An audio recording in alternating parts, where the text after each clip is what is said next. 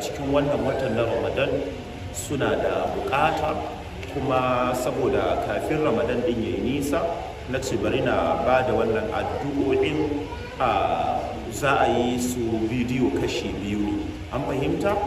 Addu'o'i ne wanda Annabi Isa dan Maryam alaihi salam ai mun sani yana daga cikin girmama shi da Allah yayi da bashin mu'jiza. Annabi Isa dan Maryam alaihi salam ya kai yana raya matattu ko idan mutum ya rasu duk shekarun da yayi, idan Annabi Isa ya zo yana iya tashinsa ya dawo cikin mutane a dinga kallonsa. To idan har mutum idan Annabi Isa zai raya matacci, Ibn Kasir ya kawo a cikin wannan tafsiri da yake hannunmu, ya ce Annabi Isa alaihi salam idan har zai raya matacci ga irin sunayen Allah da yake kira domin zai raya mataccen.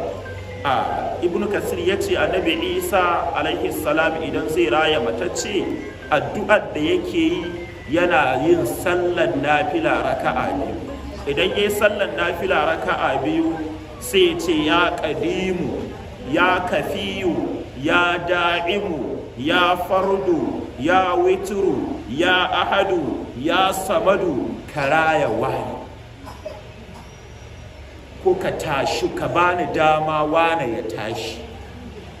To wannan addu'a ce wanda Annabi Isa ɗan Maryam alaihi salam yake yi lokacin da yake buƙatar Allah ya tashi matacci. Don haka tunda Annabi Isa ya tashi matacce da ita, kai kwa menene a rayuwarka wanda in ka so Allah ya ma da wannan addu'ar Allah ba zai ma ba? Kawai in kaga ka roƙa Allah bai ma ba, to wannan abun baka shi babu alkhairi. Amma in dai samunsa da alkhairi wallahi za ka samu. Bari mu ƙara maimaitawa. Annabi Isa yana cewa ya ƙadimu, ya kafiyu, ya da'imu, ya fardu, ya witru, ya ahadu, ya samadu. Wannan sunayen Allah ne. Na farko ya ƙadimu, ya gabatacce wanda kafin kowa shine yake nan. Ya kafiyu, ya ɓoyayye. Ya da'imu, ya wanda shine zai wanzu bayan kowa ya ƙare. Ya fardu, ya makaɗaici shi kaɗai.